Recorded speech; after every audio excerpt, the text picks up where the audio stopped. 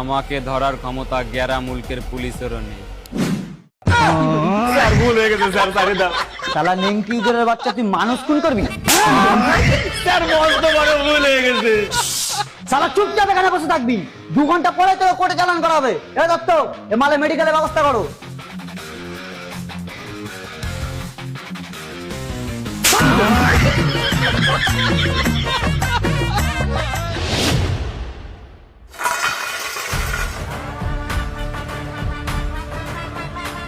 তাড়াতাড়ি খাবারটা খেয়ে নে, তোকে ট্রান্সফার করা হবে।